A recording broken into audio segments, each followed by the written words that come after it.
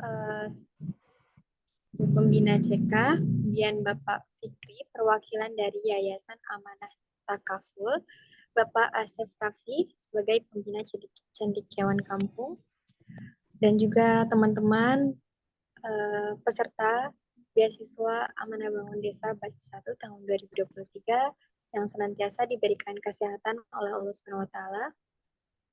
Puji syukur marilah kita panjatkan atas kehadirat Allah Subhanahu wa taala yang telah memberikan kita nikmat iman, Islam, sehat dan sehat walafiat sehingga kita bisa berkumpul kembali pada kegiatan pembukaan seri penumbuhan kapasitas enabler beasiswa Amanah Bangun Desa Batch 1 tahun 2023. Salawat serta salam semoga selalu tercurah limpahkan kepada baginda Nabi besar kita, Habibina wa syafi'ina wa maulana Muhammad Sallallahu Alaihi Wasallam.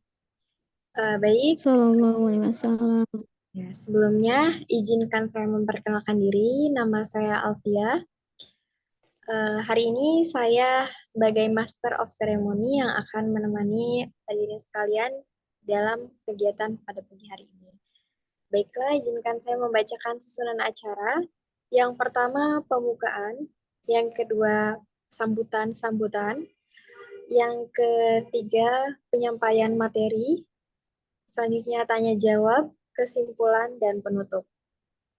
Baiklah, untuk mempersingkat waktu, marilah kita buka acara pagi hari ini dengan bersama-sama membaca ayatul basmalah. Bismillahirrahmanirrahim. Bismillahirrahmanirrahim. Selanjutnya sambutan-sambutan, ada beberapa sambutan. Sambutan yang pertama akan disampaikan oleh Bapak Atih Ardiansyah selaku pembina dari Cendekiawan Kampung. Kepada Bapak Atih Ardiansyah dipersilakan. Terima kasih banyak, Alfia. Assalamualaikum warahmatullahi wabarakatuh. Waalaikumsalam warahmatullahi wabarakatuh. Alhamdulillahirabbil alamin. Asyhadu an la ilaha illallah, asyhadu anna Muhammadar Rasulullah. Allahumma shalli ala Muhammad wa ala alihi. Syukur sekali hari ini kita semua masih bisa bertemu atas nikmatnya kita tetap bersyukur, bersama bersyukur. Salawat dan salam semoga sampai kepada Nabi Muhammad SAW. Pertama-tama saya ingin mengucapkan terima kasih kepada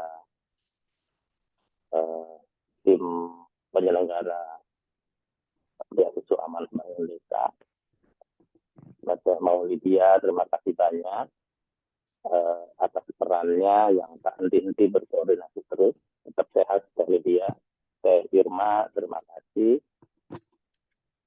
Pak Fikri, mohon maaf Pak mengganggu weekend-nya. Kita setting semua agenda seri sampai 18 Agustus ini di weekend. Betul. Pak Asep, sebagai kita menyebutnya sebagai associate manager. Jadi tidak berhubungan langsung dengan cendekiawan kampung, tapi dengan person-person di dalam cendekiawan kampung itu Pak Asep memiliki relasi yang erat begitu. Pak Bambang, terima kasih.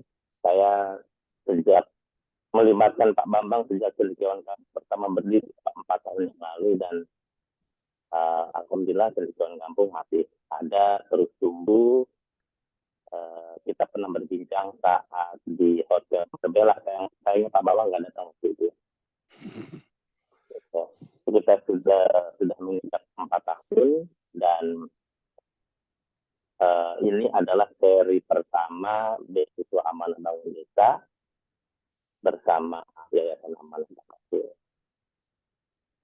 Perlu diketahui sama bapak-bapak semua bahwa ada 5 kampus asal penerima beasiswa Amanah Bangun Desa, yaitu Universitas Matlaul Anwar Banten, lalu Universitas Setiabudi Rakat Bitung, Universitas Sultan Agung Tirtayasa, Sekolah Tinggi Ilmu Administrasi Banten, dan Universitas Bina Bangsa. Semuanya di Provinsi Banten. Ada yang di Langkat Bitung, di Pandeglang, dan di Serang. Gitu. Semuanya berjumlah 25-27 ya. Saya kurang hafal, saya cek lagi ke dia. Dan semuanya memiliki ide pengembangan kawasan perkampungan sudah dipresentasikan. Dan seri penumbuhan kapasitas ini dimaksudkan supaya teman-teman penerima program beasiswa ini, apa yang mau mereka kerjakan di desa itu di breakdown sampai ke tataran teknis. Kita bekali mereka juga dengan peralatan-peralatan, kalau kita sebut tools, supaya sedikit lebih dekat di tujuan. Jadi yang saya perhatikan banyak sekali gerakan-gerakan pemberdayaan itu bukan tidak tercapai hasilnya, tetapi karena mereka tidak menentukan parameter tujuannya apa. Jadi enggak tujuannya apa, sehingga mau mengukur program ini berhasil atau tidak itu susah. Larinya ke output bahwa ini sudah dilaksanakan, dananya sudah diserap, misalnya, kemudian ada dokumentasi bahwa programnya sudah disampaikan kepada yang berhak menerima. Nah, kita ingin menanamkan kepada para peserta, kepada kita semua saling belajar bahwa sebelum terjun ke masyarakat, ada baiknya kita membuat perencanaan yang matang. Gitu. Barangkali yang kemarin dipresentasikan tidak akan ada yang sempurna karena kami pasti akan membantai setiap presentasi teman-teman peserta. Gitu. Tapi kita bertanggung jawab untuk memastikan bahwa program teman-teman itu bisa tepat haji, gitu ya, tepat bisa diaplikasikan di masyarakat. Berikut kita akan berikan tools cara mengukur keberhasilannya. Insya Allah sampai tanggal 18 Agustus, offline-nya 5 pertemuan dan online-nya 3 pertemuan. Selain Pak Bambang, minggu depan kita insya Allah akan bertemu dengan founder PT Biomark Sinergi Internasional, Best of the Best Wirausaha Muda Mandiri 2021, yang dia mengelola sampah di perkampungan dan perkotaan, dan dia sekarang sudah punya bayar per bulannya 5 miliar dari Belanda. Mungkin nanti bisa cerita ke kita semua ya, cerita baiknya seperti apa. Dan di pekan pertama Agustus juga insya Allah seri online-nya ada Nur Adi Aulia, owner Jawara Farm. Jadi sekarang juga akan terus berbagi dengan kita. Selebihnya kita akan lebih banyak bicara teknis itu di Cendekiawan Kampung Kolaboratif di Cirebon. Di situ teman-teman akan diajak melakukan proses canvassing. Jadi memetakan masalah, memetakan solusi, bagaimana caranya berkolaborasi itu tidak melalui ceramah, tetapi lebih pada praktik dan casting. Gitu. Dan di akhir nanti ada satu materi khusus tentang menulis naratif, karena di akhir periode program kita akan ada buku yang diterbitkan Pak Bambang. Jadi nanti teman-teman akan menuliskan cerita baik yang telah mereka lakukan sepanjang 8 bulan dalam sebuah tulisan, dan insya Allah kita akan membukukannya. Jadi, kita akan membukukan berikut dengan dokumentasi semua kegiatan, sekaligus sebagai bentuk laporan kepada stakeholder utama kami, Yayasan Ampun.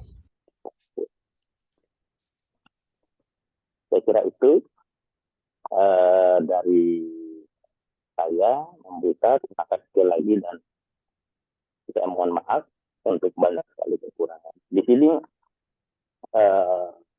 saya meminta izin ke Pak Fikri juga bahwa untuk seri online kita buka untuk umum juga Pak Fikri. Nah, formatnya adalah bercerita tentang cerita baik, kisah baik, kita tahu manfaatnya bisa diambil oleh sebanyak-banyaknya pihak. Begitu. Kalau seri canvassing di Cilegon memang khusus untuk para peserta. Demikian sambutan dari saya kembalikan ke MC. Assalamualaikum warahmatullahi wabarakatuh. Waalaikumsalam warahmatullahi wabarakatuh. Terima kasih kepada Bapak Ferdiansyah yang telah menyampaikan sambutannya. Baiklah, sambutan selanjutnya akan disampaikan oleh Bapak Fikri, perwakilan dari Yayasan Amanah Takaful. Kepada Bapak Fikri, dipersilakan. Baik, Assalamualaikum warahmatullahi wabarakatuh. Waalaikumsalam. Alhamdulillahirabbil alamin. Wassalatu wassalam ala Rasulillahi ajmain. Amma ba'du. Yang saya hormati Bapak Insinyur Bambang Irianto. Salam kenal Pak. Kami dari Amanah Takaful. Kebetulan di kesempatan pagi hari ini saya mewakili Bapak Ade Abdurrahman. Beliau direktur kami yang sedang ada kegiatan agenda di tempat lain. Dan juga saya hormati Pak Atih.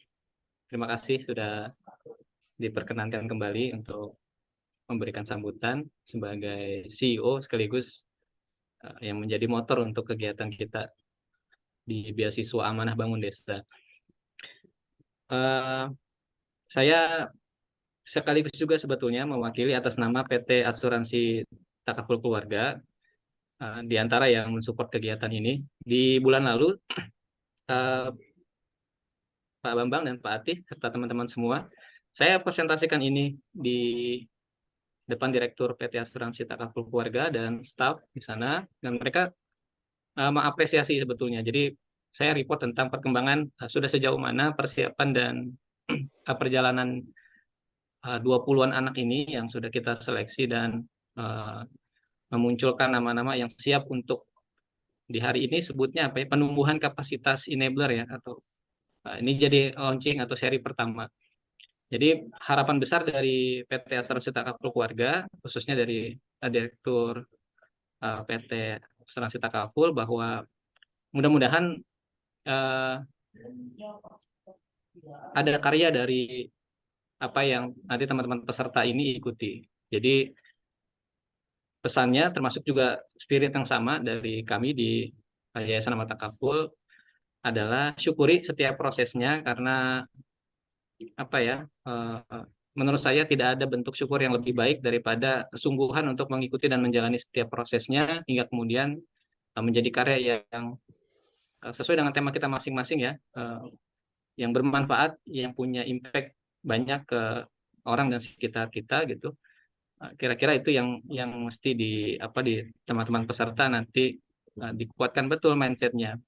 Kebersyukuran itu harus dibuktikan. Makanya saya dari Yayasan Amanah Takaful, juga PT Asuransi Takaful Keluarga, sekali lagi mengucapkan selamat di acara perdana ini, seri pertama. Selamat juga untuk mengais ilmu dari Pak Bambang, ya. Tumbuhkan terus rasa haus kita gitu akan ilmu dan pengalaman. Saya pun juga sebetulnya ingin sekali mengikuti ini Pak Bambang. Mohon izin nanti mungkin setelah sambutan saya tidak bisa ikut sampai selesai, karena saya yakin akan lebih banyak lagi hikmah yang bisa kita petik dari perjalanan dan pengalaman Pak Bambang, Pak Ati, dan lain-lain. Begitu juga nanti seri-seri berikutnya. Maka tumbuhkan rasa haus itu, dan terima kasih Pak Ati. Selamat, kita berdoa bersama ini jadi langkah pijakan kita yang bukan pertama ya, tapi mudah-mudahan selanjutnya bisa lebih terus menumbuhkan seperti semangat acara ini, menumbuhkan kapasitas kita untuk kemudian bisa memberikan manfaat yang lebih besar di pengaplikasian kita di lapangan, di masyarakat nanti ketika menjalani program beasiswa ini. Itu yang bisa saya sampaikan. Terima kasih sekali. Saya senang dan bangga atas terselenggaranya acara hari ini. Mudah-mudahan mendapatkan ilmu yang banyak. Dan terima kasih Pak Bambang sekali lagi atas kesediaannya. Akhir kalam dari saya. Sekian. Bila taufiq wal hidayah. Assalamualaikum warahmatullahi wabarakatuh. Waalaikumsalam. Saya tidak bisa mengikuti ini, lagi ada kegiatan juga. Gitu. Pak Bambang, Teh Irma dan yang lainnya, terima kasih. Ya, baik, terima kasih kepada Bapak Fikri selaku perwakilan dari Yayasan Amanah Takaful yang telah menyampaikan sambutannya. Sambutan selanjutnya akan disampaikan oleh Bapak Asef Raffi selaku pembina cendekiawan kampung. Kepada Bapak Asef Raffi dipersilakan. Bismillahirrahmanirrahim. Assalamualaikum warahmatullahi wabarakatuh. Waalaikumsalam. Alhamdulillah wa syukurillah wa la haula wa la quwata illa billah. Asyhadu an la ilaha illallah wa asyhadu anna Muhammadan abduhu wa rasuluh. Allahumma sholli ala sayyidina Muhammad wa ala ali sayyidina Muhammad. Amma ba'd. Pertama yang saya hormati, yang saya banggakan ini alhamdulillah hadir pemateri yang luar biasa nih Pak Bambang Irianto. Salam kenal Pak Bambang. Saya dari Magelang, dari Cadasari juga saya Pak. Di Cadasari itu ada juga memang pembuat golok ya atau pisau di Caang tuh desanya tuh. Pandeglang. Pandeglang ya. Pembuatnya itu dekat rumah saya Pak. Ya nanti perlu belajar juga nih ke Pak Bambang terkait dengan kampung tematik ya. Semoga nanti bisa silaturahim secara langsung ke Pak Bambang. Oh iya. Ya saya hormati juga ini ya Kang Ati selaku CEO Cendekiawan Kampung bersama dengan Teh Irma Zakia. Mudah-mudahan segera selesai kuliahnya. Ya. Dan tak lupa nih yang banyak membantu pemerintah Kabupaten Pandeglang, Pak Fikri ya. Salam hangat dan salam juga ke Pak Ade selaku Direktur Amanah Takaful yang begitu banyak memberikan pelayanan ya, tidak hanya tadi distribusi termasuk hari ini bagaimana Amanah Takaful hadir memberikan pembangunan sumber daya manusia melalui program Amanah Bangun Desa. Mudah-mudahan Amanah Takaful bisa terus eksis ya dan bisa terus memberikan kontribusinya bagi masyarakat Pandeglang khususnya dan umumnya masyarakat Indonesia. Kalau Pak teman-teman MC serta teman-teman peserta penerima beasiswa Amanah Bangun Desa yang saya banggakan, alhamdulillah pagi hari ini saya sangat senang bahagia diberi kesempatan oleh teman-teman Cendekiawan Kampung untuk hadir membersamai di acara pembukaan ini. Yang mudah kita semua diberikan kesehatan, kekuatan serta kelancaran oleh Allah SWT. Salam terlimpahkan kepada junjungan kita Nabi besar Muhammad sallallahu alaihi wasallam. Teman-teman semua, jadi ini luar biasa teman-teman CK ya, bagaimana mempersiapkan generasi emas masa depan ini ya, diawali dari pemberian materi ataupun ilmu ya melalui dengan program penumbuhan kapasitas enabler ini ya. Jadi memang ini tidak hanya pada umumnya orang-orang diberikan beasiswa, tapi ini memang betul-betul dirancang begitu ya, tidak hanya untuk mendapatkan beasiswa, tapi juga bagaimana teman-teman mahasiswa ini ditempa gitu ya, diberikan wawasan, diberikan pengalaman oleh para pemateri gitu ya, sehingga tidak hanya masyarakat yang nanti mendapatkan manfaat dari teman-teman, tapi juga bagaimana teman-teman juga mendapatkan manfaat dari menerima beasiswa ini, tidak hanya dengan tadi itu pendanaan, tapi juga dari segi wawasan, dari segi peningkatan kapasitas. Dan ini luar biasa, CK yang dihadirkan adalah memang orang-orang yang expert, ya, orang yang berpengalaman dalam membangun desa. Ya, jadi patut disyukuri oleh kita semua, termasuk para peserta nih yang mendapatkan beasiswa. Mudah-mudahan yang batch awal ini ataupun generasi pertama ini yang diberikan beasiswa bisa menjadi contoh nanti untuk para penerima beasiswa selanjutnya, gitu ya. Jadi peran teman-teman begitu ya dalam berkontribusi di masyarakat, mudah-mudahan berdampak positif ya, tidak hanya tadi untuk masyarakat desa ya, tapi juga nanti untuk teman-teman serta juga untuk pemerintah Kabupaten Pandeglang. Ya, saya juga di DPRD Pandeglang sangat mensupport begitu kegiatan teman-teman. Baik-baik juga mengucapkan terima kasih. Ya, jadi perannya teman-teman sangat dibutuhkan di lapangan begitu ya. Dan saya berharap ini menjadi wasilah terbaik bagi teman-teman. Ya, setelah nanti mendapatkan ilmunya, kemudian diterapkan di lapangan begitu ya. Dan ini menjadi amal baik kita. Ya. Semua orang bisa bekerja, semua orang bisa beramal, tapi belum tentu itu menjadi amal baik atau yang kita sebut sebagai amal soleh. Tapi insya Allah CK hadir bersama teman-teman, ya tidak hanya kita bekerja, tapi bekerja kita menjadi nilai, memiliki nilai gitu ya, menjadi amal soleh. Amal soleh ini yang kita sebut biasanya sebagai kontribusi. Jadi bagaimana kontribusi teman-teman ini ya bisa berdampak tadi, tidak hanya untuk kita secara pribadi, tapi untuk masyarakat Pandeglang. Jadi desa-desa yang nanti akan dikunjungi, yang akan dibuat menjadi desa-desa tematik atau kampung tematik ini, nah mudah-mudahan nanti bisa berdampak besar untuk masyarakat Pandeglang. Kita tahu bahwa ya IPM Pandeglang ini masih di bawah 70%, masih sekitar 65 dan 66% begitu ya. Jadi 60 ini butuh support kita, butuh turun tangannya kita selaku mahasiswa Pandeglang. Jadi kita harus campur tangan untuk membantu pemerintahan Kabupaten Pandeglang. Nah, salah satu yang menjadi daya dorong ataupun penggerak pemerintahan ini ya ada di desa ini. Ya desa bisa maju atau pemerintah Kabupaten Pandeglang secara umum itu bisa berkembang, bisa maju ketika desa-desa ini bisa meningkat kapasitas atau SDM-nya. Nah, saya berharap betul dengan kehadirannya teman-teman nanti di desa-desa ya atau di kampung-kampung ini bisa juga meningkatkan SDM atau sumber daya manusia yang ada di desa itu. Ya, besok juga saya hari Senin mengundang sekitar 10 desa ya akan kita bina begitu, khususnya di DPRD kita undang sengaja karena kerjasama juga dengan JNE ya. Kemarin saya cerita juga Pak Fikri itu ke Pak Amanah Takaful. Ini dalam rangka meningkatkan skill dalam hal pemasaran, karena teman-teman desa ini dia punya produk lokal, punya kekhasan begitu ya dalam hal produk, apakah itu produk makanan ataupun barang-barang yang bisa dijual, tapi mereka kesulitan dalam hal pemasaran. Nah, kita kerjasama juga dengan JNE dalam hal ini, mereka memberikan pelatihan peningkatan kapasitas dalam hal digital marketing. Itu ya. Nah, nanti juga mudah-mudahan ini bisa berkolaborasi dengan CK, kita akan sambungkan.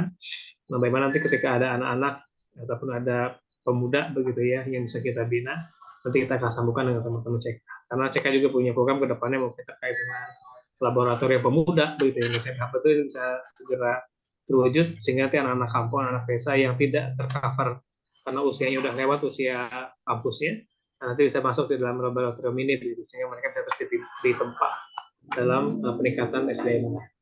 Jadi sekali lagi selamat untuk teman-teman semua yang mudah-mudahan hari ini pemaparan materi yang akan disampaikan oleh Pak Bambang bisa disimak dengan baik sehingga bisa diterapkan nanti ketika terjun di masyarakat nanti. Terima kasih ke Kang Atih dan Teh Irma yang terus konsen untuk membangun SDM di Pandeglang ini. Mudah-mudahan tidak bosan-bosan ya untuk bisa terus menghadirkan generasi emas di masa yang akan datang. Insya Allah saya akan terus membersamai CK gitu ya, mudah-mudahan kita semua sehat dan bisa memberikan terbaik ya di hidup kita untuk masyarakat Pandeglang ini. Itu saja mungkin Kang Atih dan Pak Bambang, sekali terima kasih. Ya, mohon maaf mungkin nanti di perjalanan saya akan coba ikut, tapi ketika ada off karena ini juga berbarengan dengan rapat hari ini dengan teman-teman di kantor gitu ya. Jadi nanti mungkin hidup mati lah kira-kira videonya gitu ya. Jadi mohon maaf Pak Bambang. Tapi saya ingin betul menyimak Pak Bambang ini terkait dengan pengalamannya. Kemudian nanti bisa juga diterapkan di Pandeglang apa yang sudah dilakukan oleh Pak Bambang di Tangerang ya terkait dengan kampung tematik ini. Terima kasih, selamat dan sukses semua untuk kita semua. Ya. Assalamualaikum warahmatullahi wabarakatuh. Waalaikumsalam. Terima kasih kepada Bapak Asif Raffi yang telah menyampaikan sambutannya. Baiklah hadirin sekalian, teman-teman sekalian, acara selanjutnya yakni acara inti ya, penyampaian materi yang akan disampaikan oleh Bapak Bambang Irianto. Namun sebelum mendengarkan materi, teman-teman diharapkan untuk on cam atau on kamera dan juga disiapkan alat tulisnya mungkin untuk mencatat dan lain sebagainya. Silakan ambil posisi duduk terbaiknya dan juga jika nanti ada hal yang ingin ditanyakan, boleh teman-teman simpan dulu, nanti di akhir acara bisa ditanyakan. Jangan lupa sekali lagi untuk teman-teman yang belum on kamera, silakan dibuka kameranya. Baiklah, sebelum penyampaian materi, izinkan saya membacakan CV pemateri terlebih dahulu. Nama Bambang Irianto, riwayat pendidikan SD 1970, SMP 3 Malang tahun 1973, SMAK Cok Jesu Malang 1976, Universitas Brawijaya Fakultas Pertanian 1982, riwayat pekerjaan sebagai wira swasta Keripik Tempe Ardani, kemudian Direktur Jatim Park Batu, konsultan HRD PT Bantul Prima Tbk, manajer HRD PR Jagung Malang, konsultan perorangan di Kementerian ATR atau BPNRI, kemudian manajer Celintung Go Green tahun 2018 hingga sekarang. Teman-teman bisa menghubungi Pak Bambang melalui kontak baik web, Facebook, atau telepon. Websitenya di www.lintunggogreen.com. Kemudian Facebook ada Bambang Irianto. Telepon 081253019158. Prestasi Masya Allah banyak sekali ya. Yang pertama ada Top Executive Award DR Yayasan Anugerah Prestasi Indo. Kemudian juara 1 Kampung Hijau Jawa Pos. Juara 3 Kampung Bersinar Kota Malang. Inovator PD Guangzhou International Award for Urban.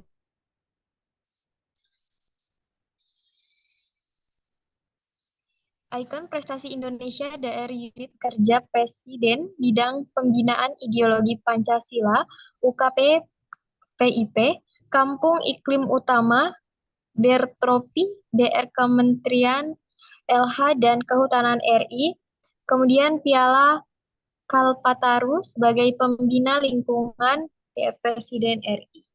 Masya Allah, pemateri kita kali ini sangat luar biasa gitu ya. Jadi teman-teman silakan mendengarkan dengan baik. Gitu. Jangan lupa diaktifkan kameranya. Kepada Bapak Bambang Irianto dipersilakan. Bismillahirrahmanirrahim. Assalamualaikum warahmatullahi wabarakatuh. Waalaikumsalam. Alhamdulillahirabbil alamin. Wassalatu wassalamu ala asrofil anbiya'i wal mursalin Sayyidina Muhammadin wa ala alihi wa sahbihi ajma'in, amma ba'd. Yang saya hormati Pak Asep, Pak Ate, dan tadi ada Pak satu lagi yang saya hormati. Kemudian saudara moderator, dan yang saya banggakan para mahasiswa penerima beasiswa. Puji syukur kehadirat Allah Subhanahu wa taala. Hari ini kita bisa bersilaturahmi dalam keadaan sehat walafiat. Mudah-mudahan pertemuan ini selalu mendapat bimbingan dari Allah Subhanahu wa taala sehingga bermanfaat bagi kita, bagi masyarakat, bangsa dan negara. Suatu kehormatan bagi saya, hanya pengalaman sebagai ketua RW untuk membangun kampung atau desa, kali ini diundang dalam forum yang sangat membanggakan menurut saya, karena program membangun desa. Saya berangkat dari yang gampang-gampang saja, dari yang ringan-ringan saja, tetapi yang kita sudah akrab, kita sudah terbiasa dengan itu semua. Nah, bagi saya membangun desa itu ada 3 fondasi dasar yang saya pakai. Yang pertama, Allah tidak akan merubah nasib sebuah kaum kalau kaum itu sendiri tidak mau berusaha. Saya yakin semua sudah sering paham ini. Nah, ini bentuknya kayak apa? Kita wujudkan. Ini mensyaratkan bahwa manusia kita wajib berikhtiar. Yang kedua, kita manusia harus mandiri, harus berswadaya, ya, karena kitalah yang bisa merubah wajah kampung kita, yang bisa merubah wajah desa adalah warga desa itu sendiri. Ini prinsipnya. Jadi adik-adik dalam membangun desa nanti harus dipegang teguh bahwa yang bisa merubah wajah desa ya warganya sendiri, bukan mahasiswa yang datang. Kita hanya memberikan guidance, kita memberikan saran, pendampingan, dan lain-lain. Tapi kuncinya nanti adalah warga desa itu sendiri. Pegangan saya yang kedua adalah kebersihan adalah bagian daripada iman.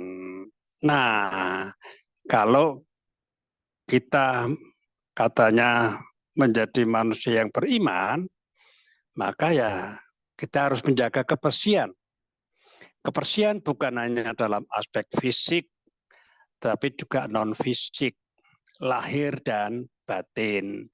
Bagaimana niat kita ini benar-benar niat bersih, tidak ada niatan-niatan yang lain.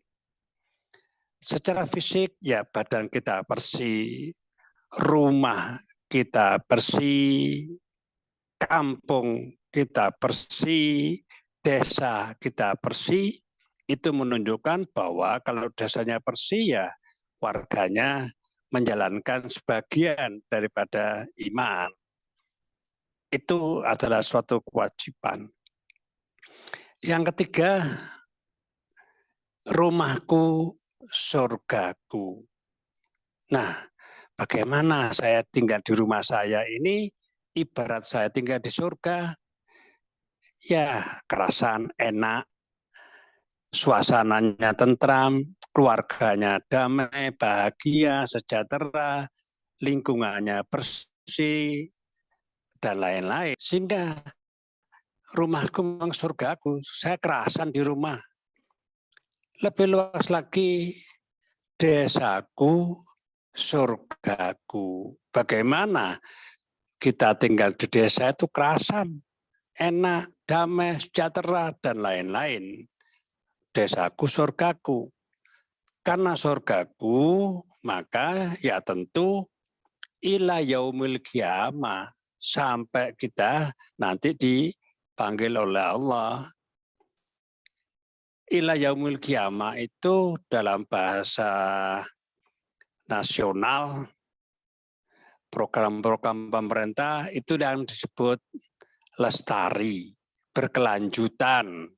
Dalam bahasa asing, SDGs, Sustainable Development Goals. Artinya, membangun kampung dan desa harus bisa berkelanjutan. Apa saja persyaratan-persyaratan atau indikator dari keberlanjutan? Silakan buka 17 indikator SDGs ya. Kalau desa yang kita bina mempunyai banyak indikator-indikator SDGs, biasanya berpotensi berkelanjutan. Ini pendahuluan yang pertama. Pendahuluan yang kedua, dari prinsip-prinsip tadi, kemudian saya praktekkan di dalam saya membangun kampung. Tahun 2012 sampai 2018. Ya. Yang pertama, kalau dulu negara kita ada GBHN, garis-garis besar haluan negara, yang itu dibuat oleh wakil-wakil rakyat melalui sidang MPR. Nah, GBHN terbentuk, kemudian MPR memilih presiden, ya, memilih presiden dengan syarat presiden harus bisa menerapkan GBHN. Itu dulu GBHN. Tapi sekarang GBHN sudah tidak ada. Dengan pemilihan presiden langsung yang ada hanya visi misi presiden. Pemilihan gubernur langsung yang ada visi misi gubernur, visi misi bupati wali kota. Maka bisa terjadi ganti presiden, ganti visi misi, ganti bupati, ganti visi misi. Baik, sekarang kita ada presiden yang punya visi misi. Nah, visi misi presiden ini diterjemahkan oleh para pembantunya, para menterinya di masing-masing departemen, di masing-masing kementerian. Dari sinilah mulai muncul ego sektoral, muncul ego kementerian. Kementerian Lingkungan Hidup punya program Kampung Iklim, misalnya. Kementerian PUPR ada program Kota Tanpa Kumuh. Kementerian Kesehatan ada program Kampung Perilaku Hidup Bersih dan Sehat, PHBS. Dan banyak lagi kementerian-kementerian yang punya program kampung atau desa. Di mana program-program ini sebenarnya indikator-indikatornya hampir sama. Tapi seolah-olah antar kementerian bersaing untuk mencari muka di depan presiden. Nah, kondisi ego sektoral ini kemudian diikuti apa yang terjadi dalam dinas atau OPD di tingkat provinsi maupun di tingkat kota kabupaten. Ada ego dinas, ego OPD-nya. Itulah yang sering terjadi, akhirnya program-program di desa sering tidak berkelanjutan karena dari dinas yang satu dengan dinas yang lain sepertinya tidak ada koordinasi, mereka berebut cari muka di depan bupati wali kotanya. Itu yang terjadi sekarang ini. Berangkat dari situlah kemudian saya merancang kampung yang saya bangun sendiri, yang intinya tiga hal tadi. Pertama, Allah tidak akan merubah nasib sebuah kaum kalau kaum itu tidak mau berubah. Yang kedua, kebersihan bagian daripada iman. Dan yang ketiga, rumahku surgaku, desaku surgaku. Nah, program ini saya namakan kampung atau desa tematik. Prinsipnya adalah swadaya. Saya prinsipnya membangun kampung atau desa tanpa uang pada awalnya. Kemudian mengandalkan potensi lokal. Kekuatan membangun desa harus tahu potensi yang paling pokok di desa itu apa. Kalau tanpa itu sulit nanti. Oleh karena itu, kalau kampung tematik yang dibangun dengan swadaya, dengan mengadakan potensi lokal, biasanya desanya menjadi desa yang layak huni. Ini yang pertama, layak huni, kerasan, desaku surgaku. Desaku layak dikunjungi karena bagus, menarik, banyak orang datang, ingin belajar, otomatis bisa menjadi desa wisata. Tapi tidak semua desa loh bisa menjadi desa wisata. Dan yang ketiga, kampungnya layak investasi. Ya, pengertian desa tematik itu suatu desa yang penting layak huni, kerasan. Saya tinggal di Cilegon, di desa A, di kelurahan A, memang enak. Nah, tujuannya itu, tetapi harus tahu potensi-potensinya yang paling dominan. Next. Nah, membangun desa itu harus holistik, menyeluruh. Membangun desa bukan hanya penghijauan saja, bukan hanya soal lingkungan saja, bukan hanya UKM saja, bukan hanya seni budaya saja, bukan hanya kesehatan, bukan hanya pendidikan, tetapi seluruhnya, ya holistik. Maka saling mengkait, ya, saling melengkapi. Kegagalan desa-desa karena kadang-kadang hanya sektoral, hanya kalau desanya penghijauan sudah bagus, dirasa sudah berhasil. Belum, itu masih bagian saja. Bagaimana kesehatan dan lain-lain. Next.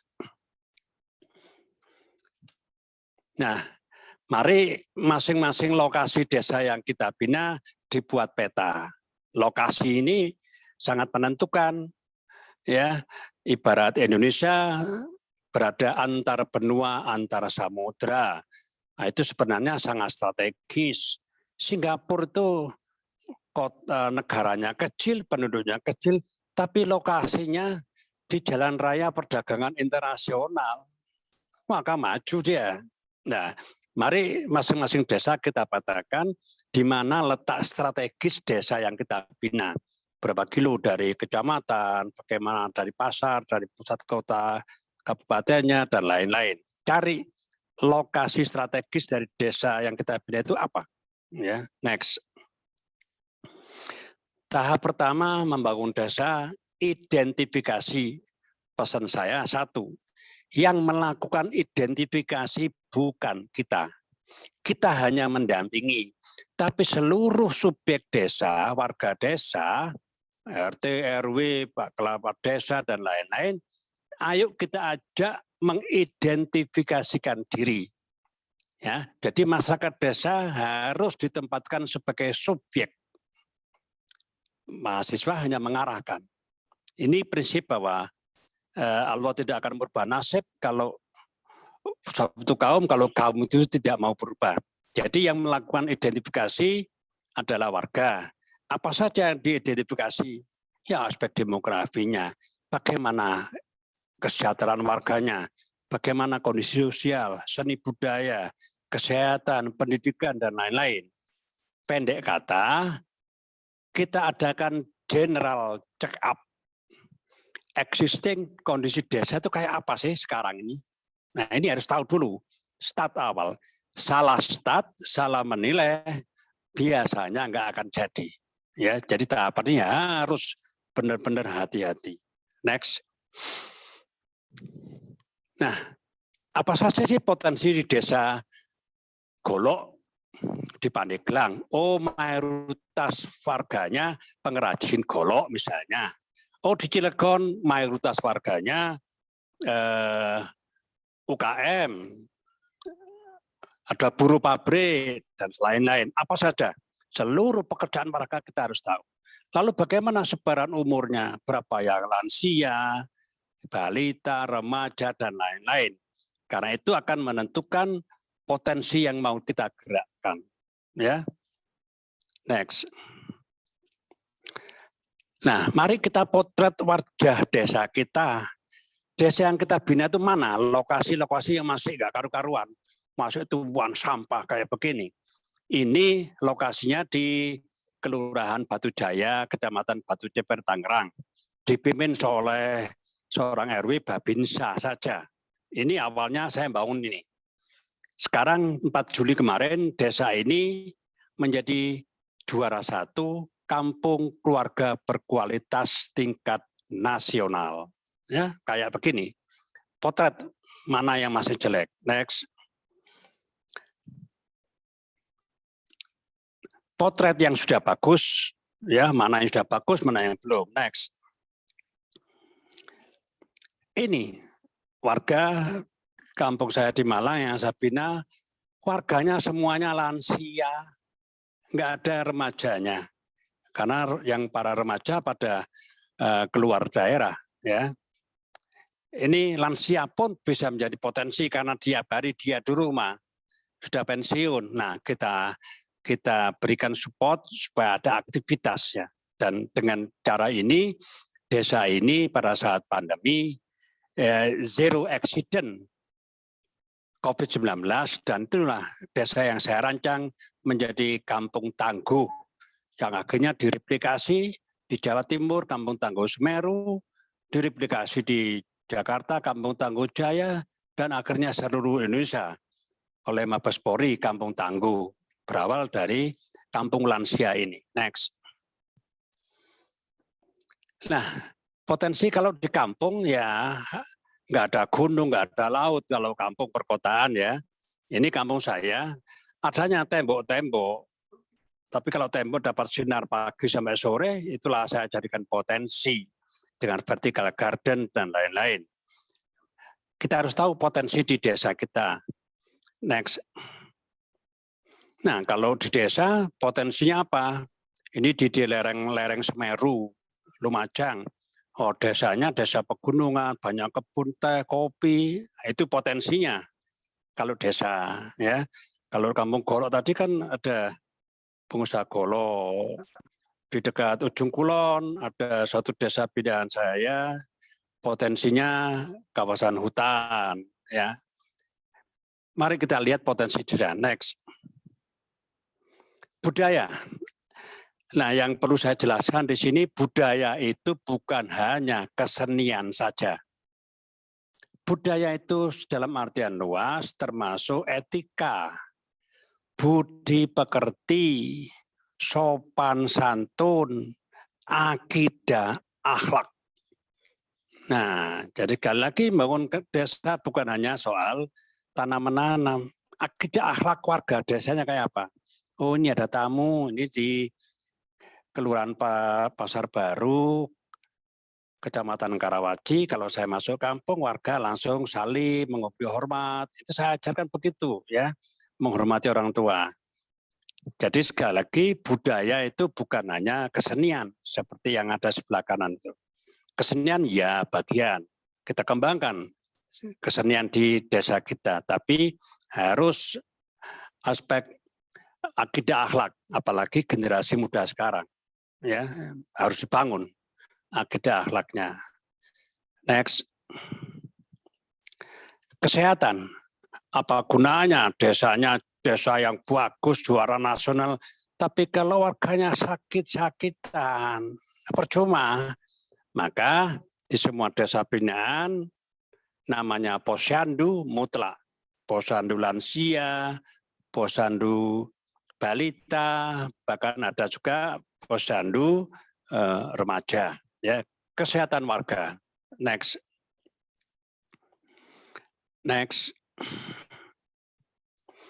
Nah, apa saja masalah lingkungan yang ada di desa kita? Apakah ada banjir, genangan, dipoto kondisi di desa kita? Next. Bagaimana soal persampahan? Adakah masalah sampah? Maaf, rata-rata ini selalu bermasalah. Sampah di mana-mana, orang buang sampah sembarangan. Katanya kebersihan bagian daripada iman. Nah, kok di desa kita banyak sampahnya? Bagaimana tingkat keimanan kita? Ya, ini kita selesaikan. Ini masalah kita catat, masalah sampah. Next. Bagaimana kriminalitas? Adakah warga desa yang terkait dengan urusan kriminal, dengan kepolisian dan sebagainya? Kalau ada, itu bagian yang harus kita bangun. Kenapa sampai ada warga desa terkena kriminal? Mungkin karena ekonomi, mungkin karena lingkungan dan sebagainya. Nah, ini harus bagian daripada yang kita tangani. Next. Nah, adakah yang nggak mau sekolah? Sekarang sekolah gratis, SD, SMP, ya, SMA, gratis. Tapi kok masih ada yang nggak mau sekolah? Ini seragam sekolah anak SD di Tangerang. Nggak sekolah dia. Kenapa? Nah, kita harus masuk. Kita datangi keluarganya. Kenapa? Dan sebagainya. Ini bagian daripada membangun desa. Maka program mahasiswa bangun desa ini menurut saya luar biasa. Maka begitu Mas Ate mengundang saya ini, maka acara ini saya utamakan. Next. Ya, next. Next. Nah, setelah kita tahu potensi-potensi desa kita, setelah kita tahu masalah-masalah desa kita, maka ini harus menjadi kesadaran bersama stakeholder desa, warga desa. Inilah wajah desa kita Juli 2023. Lalu mau diapakan desa kita ini? Ibarat orang, kita sudah mempunyai hasil general check up. Oh, jantung kita begini, paru-paru kita begini, tensi kita, darah kita, ginjal, kesehatan kita ini. Nah, supaya kita tahu, ya. Jadi kita mulai menyusun roadmap membangun desa. Setelah kondisinya kayak gini, setiap desa pasti kondisinya akan beda-beda. Maka langkah kedua, jangan membangun desa langsung bagi-bagi bibit tanaman. Langkah pertama, susunlah cita-cita bersama. Maka program desa harus menjadi program seluruh warga desa, bukan programnya Pak Kades saja, apalagi programnya dari mahasiswa yang sedang mengabdi, bukan. Tapi menjadi program seluruh warga desa. Langkah yang kedua, rubahlah mindset warga, mental warga. Kita harus menyadarkan bahwa yang bisa merubah warga desa ya mereka sendiri. Ini yang kita kembangkan. Yang ketiga, tingkatkan solidaritas, kebersamaan, kerukunan. Ya, 3 poin ini merupakan starting point awal mulai membangun desa. Lanjut. Nah, ini 10 tahunnya lalu saya masih rapat di Balai RW bercita-cita mudah-mudahan kampung saya jadi kampung wisata, cita-cita, dan alhamdulillah sudah terbentuk ya jadi desa wisata. Next. Nah, ini saya merubah mindset dari berbagai kota di Indonesia, ini para ketua RW seluruh kota. Next. Nah, saya merubah mindset warga tidak harus di gedung yang ber-AC ya. Kadang di situ Bondo, di tepi sungai. Namanya Kampung Millennial Garden. Potensinya anak-anak muda berangkat dari sungai yang ada di desa itu. Sungai itu yang saya jadikan modal. Membangun itu anak-anak muda saya kerahkan, saya beri motivasi membangun sungai. Next. Nah, secara teoritis adik-adik bisa belajar lah bagaimana merubah mindset dengan secara brainstorming, memberikan motivasi, ngobrol-ngobrol santai, pendekatan kemanusiaan dan lain-lain. Next. Ya, membangun spiritnya. Bagaimana membangkitkan inovasi. Nah, ini secara teoritis ya. Bisa dikembangkan lebih jauh lagi. Next. Tingkatkan kerukunan dulu. Maka bagaimana desa yang kita bina harus rukun dari berbagai stakeholder desa. Next. Nah, langkah ketiga, rekonstruksi kampung. Apa itu? Membangun desa mulai dari diri sendiri. Ya, seorang imam, seorang pemimpin sebelum mengajak masyarakat yang dipimpin, dirinya kayak apa? Pemimpin harus jadi contoh satunya kata dan perbuatan. Mulailah dari diri sendiri. Mulailah dari yang paling gampang-gampang, yang nggak pakai uang, dan kerjakan. 3 poin ini harus menjadi budaya kita sebagai bangsa Indonesia. Mulailah dari diri sendiri, mulailah dari yang paling gampang, kerjakan. Don't you say yes if you want to say no. Jangan bilang ya, bilang siap, insya Allah. Padahal sebenarnya tidak. Ini kenapa bangsa kita nggak maju-maju karena seringkali tidak cocok dengan apa yang dikatakan.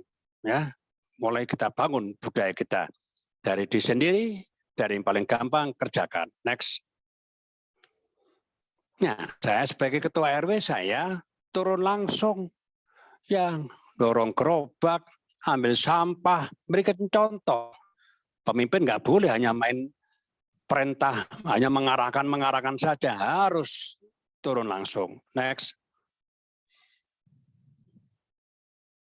Next.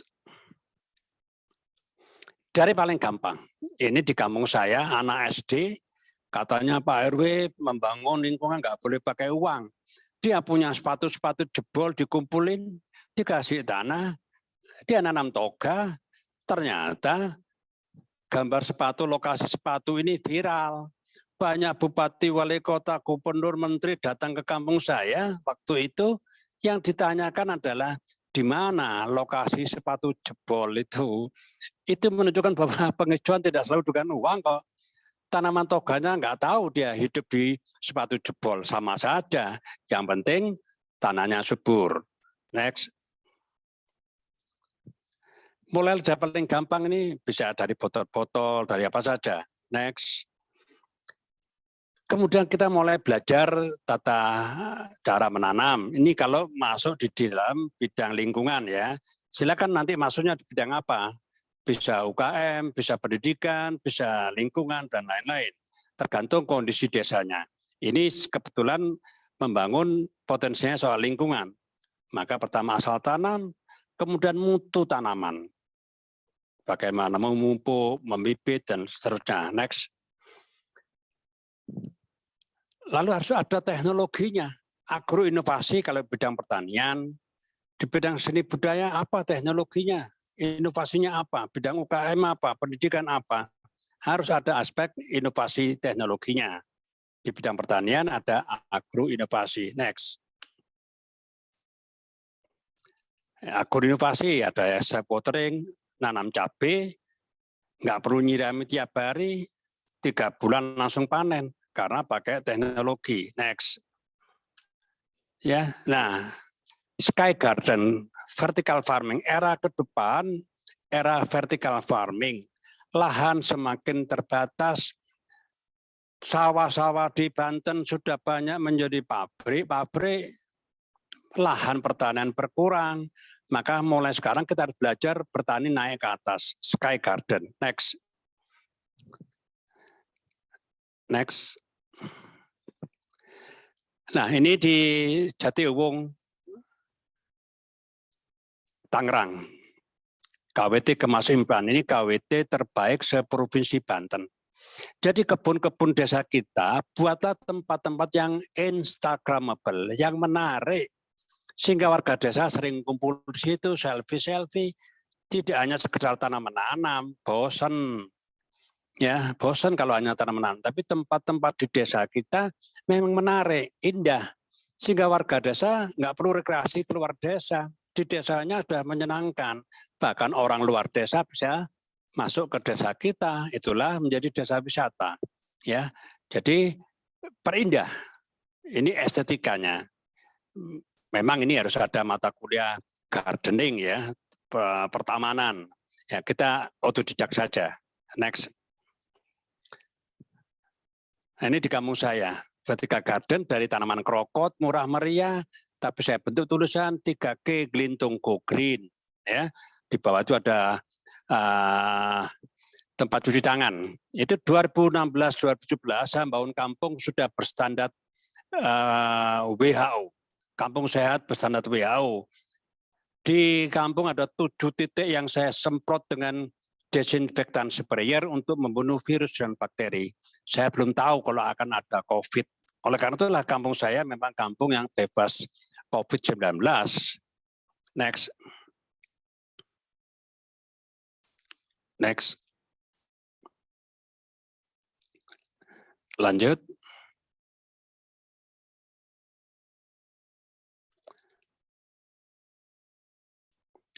Next.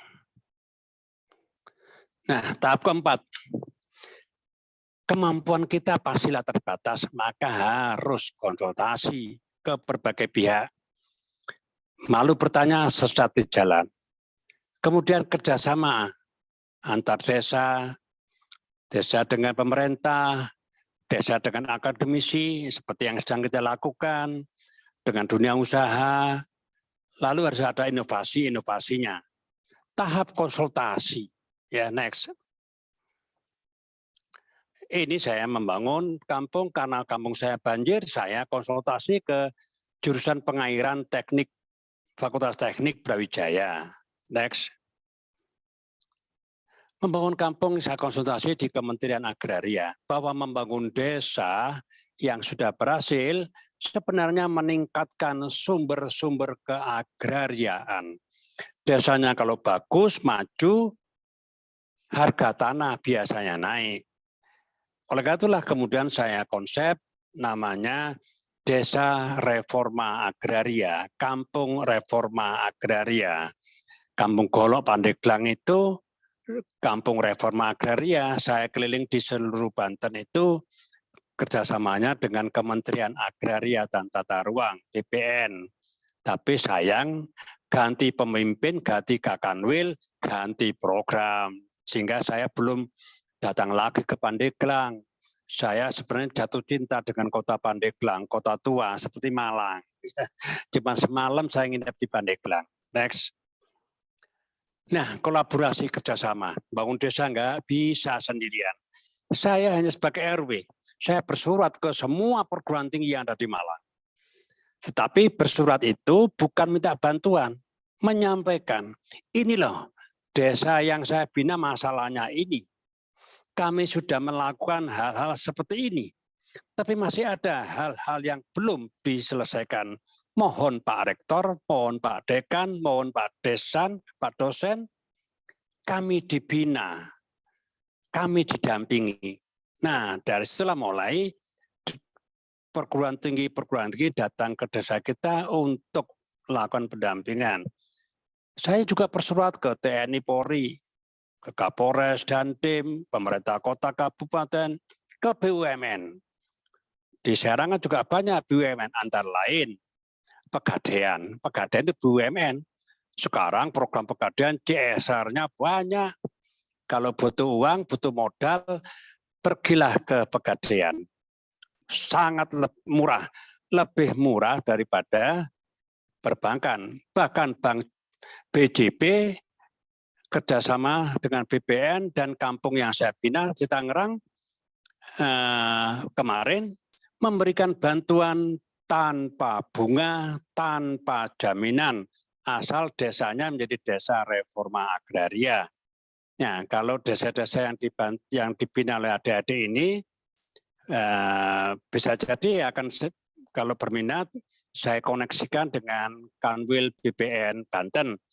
Barangkali bisa menjadi desa reforma agraria, ya, akan lebih cepat bentuk kolaborasinya. Next. Inovasinya, ini Kampung Inovasi Cimone. Silakan buka di YouTube, ya. Bangun kampung tanpa uang, ini semua dari barang bekas. Kayak buat mainan-mainan begini, akhirnya anak-anak balita di kampung senang. Dan kampung ini menjadi kampung layak anak nomor 1 di Provinsi Banten.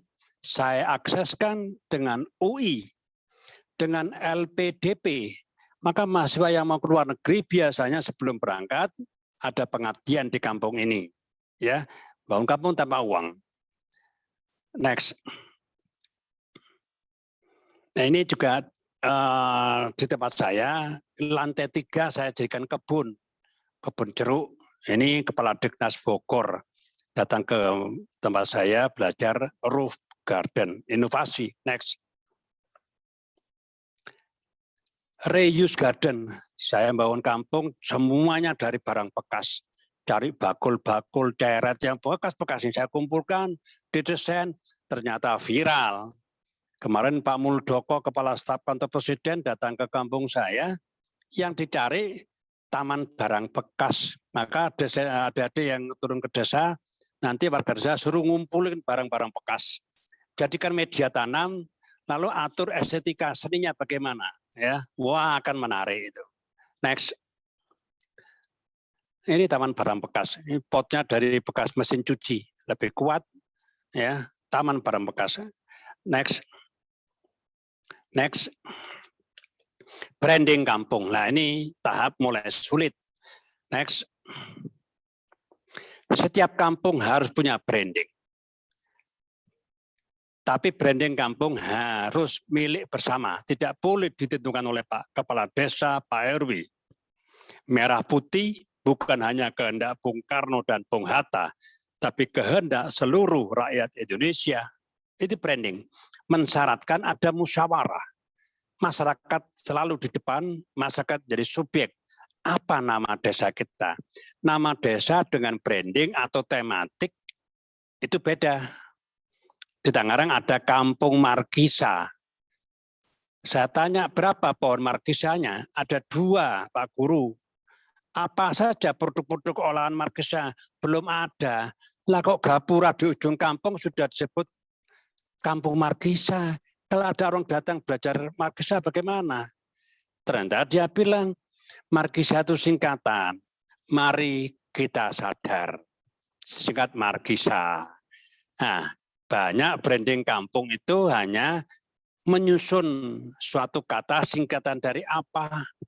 Ini yang kemudian diadop oleh Bappenas, branding kota. Yang beberapa bulan yang lalu Pak Presiden marah-marah. Ada kota brandingnya beriman dari bersih, indah, aman. Kayak apa itu? Ya, seringkali branding kota itu hanya apa singkatan dari apa. Branding desa nggak boleh begitu. Tematik desa nggak boleh gitu. Harus berdasarkan potensi yang ada. Next. Nah, ada desa tematiknya UKM. Desa Golok misalnya di Pandeglang.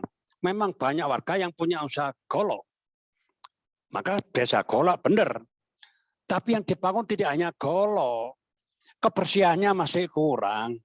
Keindahannya kurang. UKM-nya kurang. Yang dibangun, yang dibuat hanya golok untuk apa itu, untuk anunya orang-orang Baduy ya. Saya sarankan bikin aja pisau dapur. Wih, itu akan laris manis, cepat. Karena orang yang beli golok sekarang sudah terbatas, harganya mahal, anak muda sekarang nggak suka golok, itu keluhan di sana, ya, inovasinya kurang, ya. Jadi ada kampung yang temanya UKM, ada kampung yang temanya seni budaya, ada kampung temanya kesehatan dan lain-lain. Tergantung apa potensi itu. Next.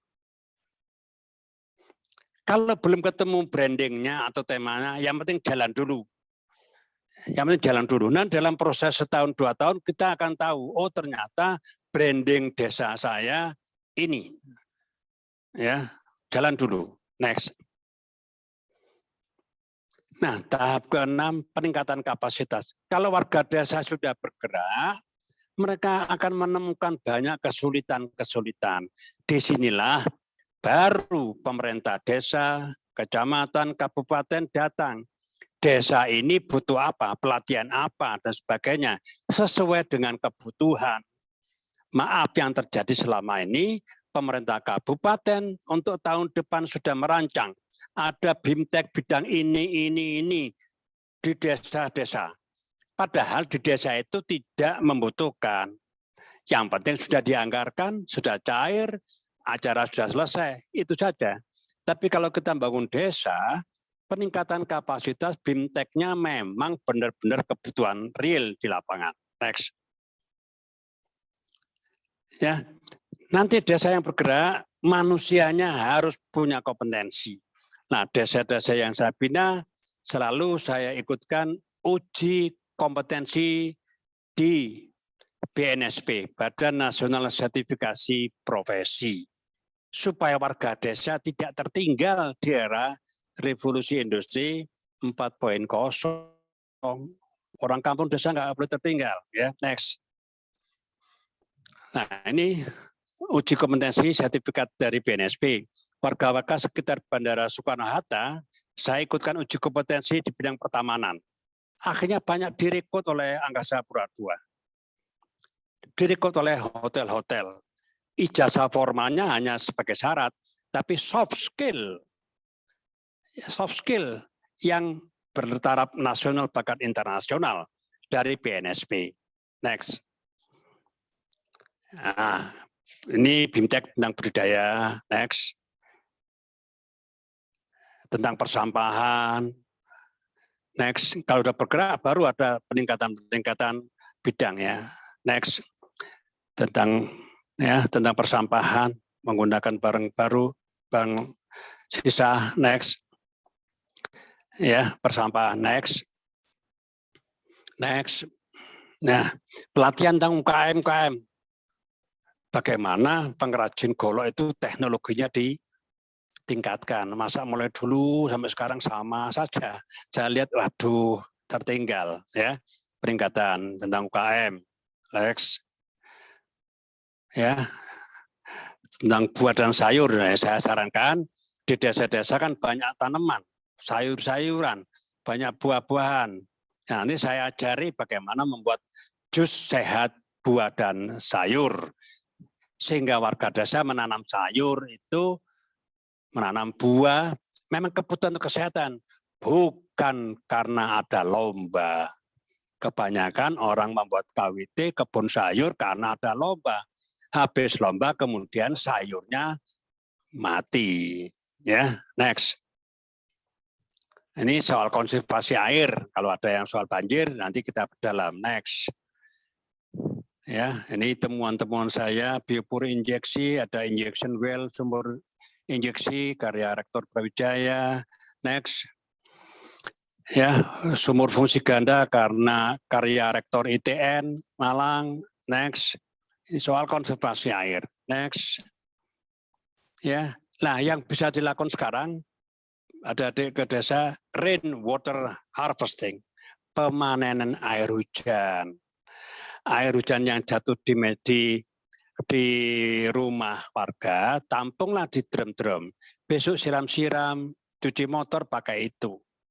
Ini menjadi syarat mutlak skala internasional karena dunia sudah memasuki krisis air. Ya. Penghijauan, kalau masih bisa tanam bambu, tanamlah bambu. Karena bambu itu bersifat menabung air. Maka di mana ada rumpun bambu, biasanya muncul mata air. Tapi kalau bambu ditebang, yang muncul air mata, banjir. Ya, next.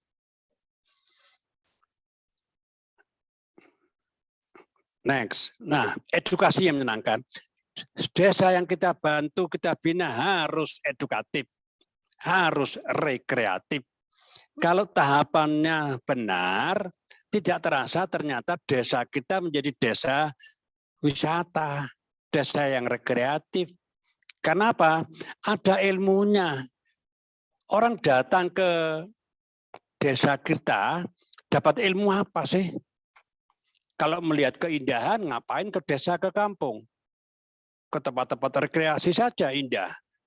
Tetapi kalau saya datang ke Cilegon, satu desa, karena ada ilmunya, saya diajari ini.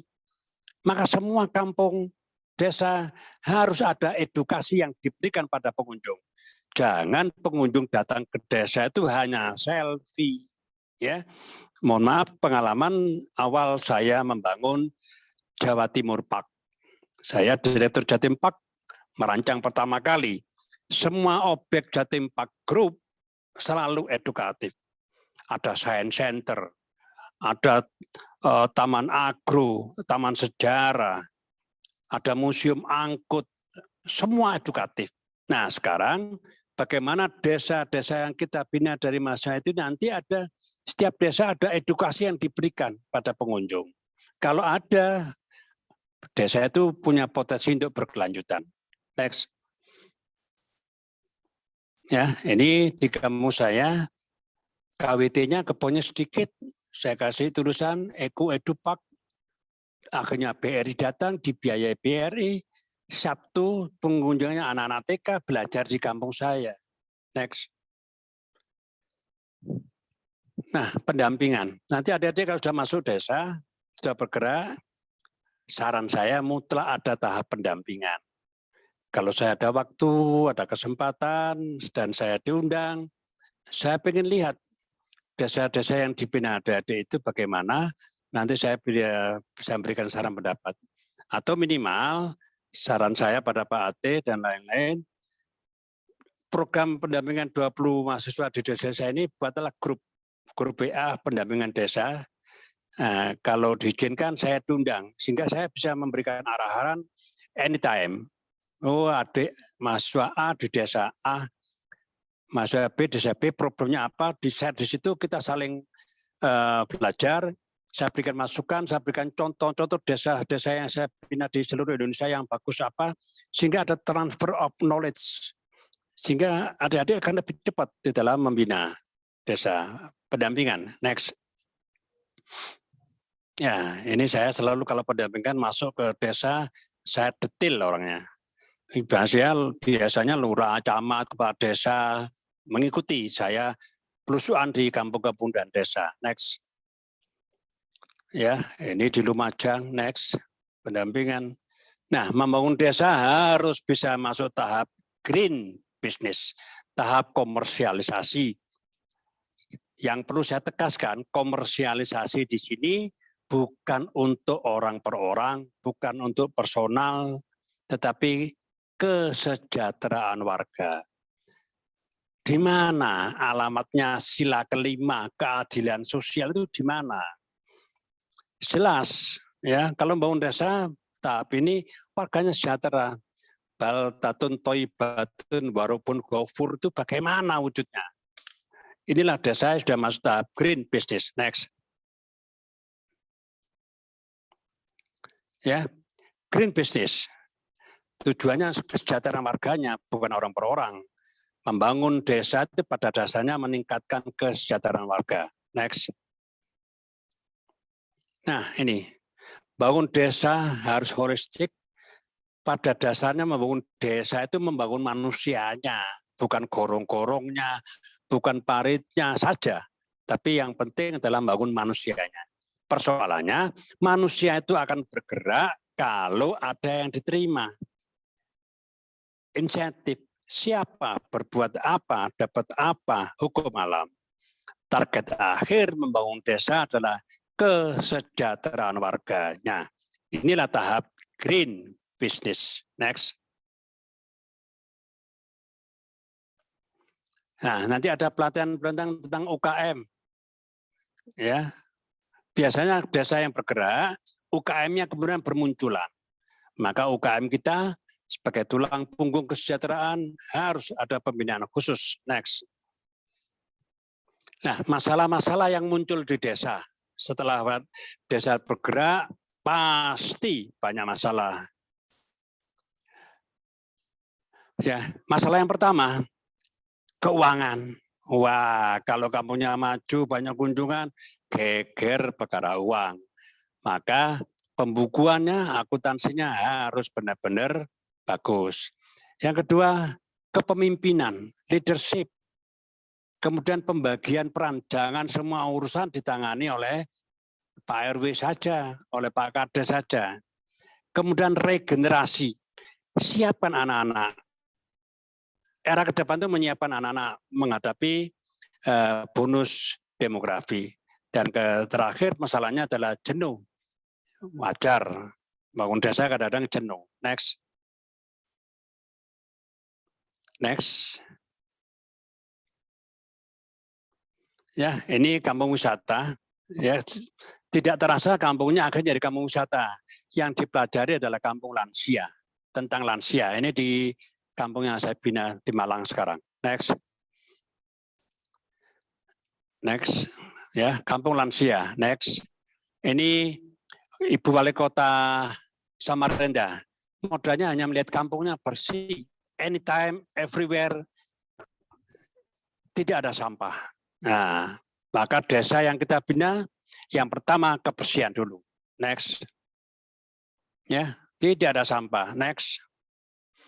Ini desa yang saya bina di Ponorogo menjadi desa terbaik kerjasama dengan Universitas Darul Ulum, Pondok Pesantren Gontor. Modalnya adalah bambu. Desanya desa bambu. Next. Ya, akhirnya kunjungan dari berbagai daerah. Ini dari Wakil Kepala BPIP waktu itu.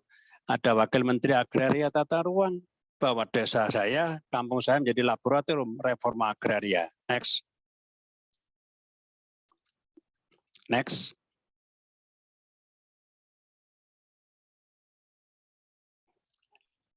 Lanjut. Next. Kunjungan-kunjungan mulai berdatangan. Next. Ini Ibu Muldoko sebelum pandemi. Next. Lintung Kukrin. Nah, desa sudah maju, UKM-nya akan berkembang. Next. Ya, UKM berkembang. Next. Dari Bunga Telang. Next. Ya, ini di Blitar. Ini di Lumajang, Kampung Karamba. Silakan buka di YouTube Kampung Karamba Lumajang. Ya, next. Ini Kampung Anggur Tangerang. Ini mahasiswa Mas Ateh pernah datang ke sini, ketemu saya di sini. Di Cibodas, Kota Tangerang. Next. Kampung Mangga, itu Pangdam Udayana, satu desa memang potensinya mangga. Ada sirup mangga, sambal mangga, macam-macam dari dunia mangga. Next. Kampung Batik, potensinya batik. Next. Nah, biasanya UKM berkembang, sekarang di Kota Tangerang semua kantor kecamatan sekaligus pusat UKM. Karena banyak UKM di kecamatannya. Next. Kalau datang di desa banyak ilmunya, maka belajar nggak cukup 1 jam, 2 jam, harus bermalam. Maka biasanya muncul homestay. Kalau ada homestay, maka pertumbuhan ekonomi akan maju pesat. Next. Publikasikan, disinilah peran anak-anak muda. Next. Publikasikan before after, sebelumnya bagaimana, sekarang bagaimana. Next. Ya, melalui media sosial. Ini anak-anak muda diperankan di sini. Next. Di sini saya membuat program anak-anak SD, SMP itu saya jadikan jurnalis kampung. Bagaimana cara mengambil foto, video, cara membuat berita narasinya, dilombakan, dipromosikan desanya masing-masing. Jadi di desa itu kita bentuk wartawan desa dari anak-anak sekolah, diajari cara ngambil gambar, cara postingnya, cara narasi beritanya, ya. Next. Before after, next. Nah, kalau sudah kampung sudah bagus, banyak orang yang datang. Maka desa itu menjadi tahap replikasi. Next. Ya, next. Nah, ini desa-desa yang saya replikasi dari Gintung Green, Kampung Anggur di Tangerang. Next. Kampung Wonosari di Kota Malang. Next. Kampung Karamba Lumajang. Ya. Silakan buka di YouTube. Ini menurut saya kampung terbaik nasional sekarang, ya, Kampung Karamba Lumajang. Next. Next. Nah, ini tahapan-tahapan bangun desa. Identifikasikan potensi masalah, ajak warga untuk melakukan identifikasi. Rubahlah mental warga dulu, rekonstruksi desa, mulailah dari sendiri, mulailah dari paling gampang, kerjakan. Kalau nggak tahu, konsultasi ke berbagai pihak. Lalu branding desa, tergantung potensi desa itu. Kalau sudah bergerak, warga akan banyak mengalami kesulitan. Maka perlu ada peningkatan kapasitas BIMTEK itu. Desa yang kita bangun harus edukatif. Orang datang ke desa dapat ilmu. Kalau sudah begitu, otomatis secara nggak sengaja banyak orang datang. Itulah yang dinamakan desa wisata. Jangan dibalik. Banyak orang bangun desa menjadi desa wisata, desa wisata. Tidak semua desa bisa menjadi desa wisata. Tidak semua kampung bisa menjadi kampung wisata. Kalau ada kampung dan desa menjadi desa wisata, itu bonus. Tapi yang penting edukasinya. Kemudian tahap komersialisasi green business. Nah, dalam tahap itulah diperlukan kelembagaan. Kemudian publikasikan before after, dan terakhir kuncinya aspek leadership, kepemimpinan. Bagaimana Pak RW, Pak Kades, Pak Camat, Pak Bupati, kalau itu enggak ada kepeduliannya ya agak berat ya. Leadership. Next. Ini cara kita kalau mau masuk desa, sosialisasi dulu ya, program desa yang kita bina. Kita bergerak, bagaimana tahapan-tahapan. Sampaikan saja materinya desa tematik yang dari saya itu, lalu ubah sedikit-sedikit sesuaikan dengan kondisinya. Nanti ada pendampingan, ada peningkatan kapasitas, maka desa kita akan berkelanjutan. Nah, ini tahapan desa yang mau kita bina harus bisa mencapai tahap desa yang berkelanjutan. Next. Ini desa tematik, desa yang kita bina yang pertama, pilarnya kesejahteraan warga, tolak ukurnya. Yang kedua, edukasinya. Orang datang ke desa itu dapat ilmu apa? Ekosistem lingkungan hidup baru. Yang keempat, etos, semangat, gotong royong, ya, kerukunan, akhlakul karimah ada di sini. Etos. Next. Secara kebetulan bisa saja desa yang kita bina menjadi desa wisata kalau bagaimana sumber daya warganya. Lingkungan dan kesehatan itu hanya 20%. Seni budaya, edukasi, pendidikan, itu pilar utama. local economic development, pertumbuhan ekonomi lokal. Kalau komponen-komponen ini ada, maka desa yang kita pindah menjadi desa wisata. Kalau sudah menjadi desa wisata, harus ada kelembagaan, ada manajemennya. Kalau di desa biasanya BUMDes. Next. Kalau menjadi desa wisata, orang datang ke Kampung Golok, apa sih yang dilihat? Saya masuk hanya gapura saja, Golok. Kemudian lorong-lorong desanya ya kotor, nggak teratur. Itu kesan pertama nggak menarik. Lalu saya ke sana diajari apa? Oh, diajari cara membuat golok misalnya.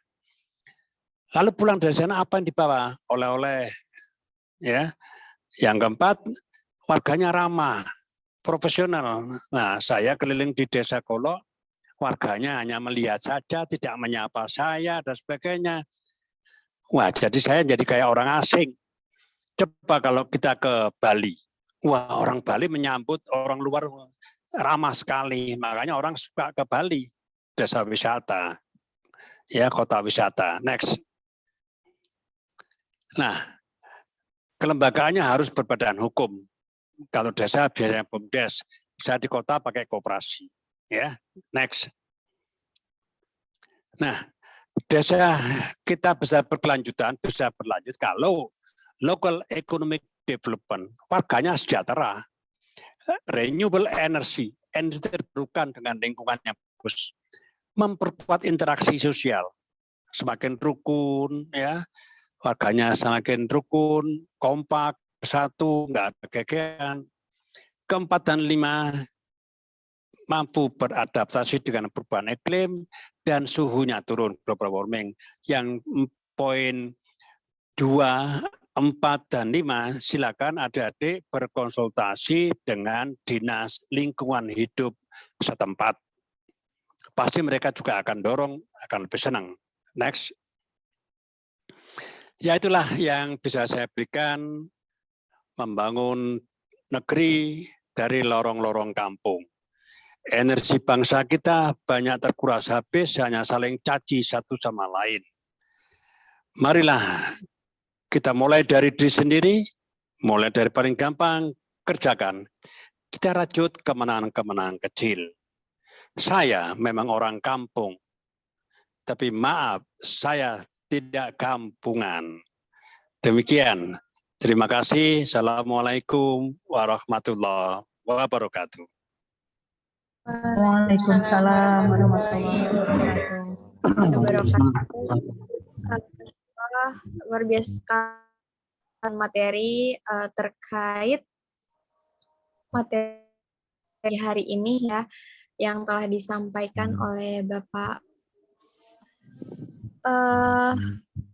Sangat bisa di sama teman-teman karena tadi dari awal bagaimana atau desa tematik bisa terbentuk akhirnya berhasil gitu ya.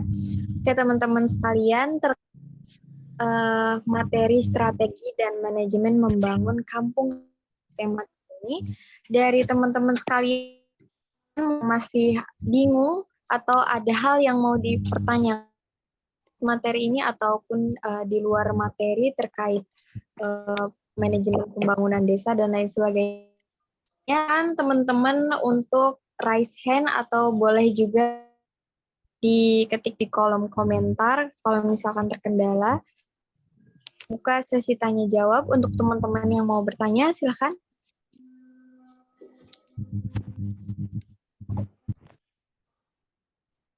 Oke, sudah ada penanya pertama dari Irawan terlebih dahulu ya. Silakan Kak Jerry di on mic boleh.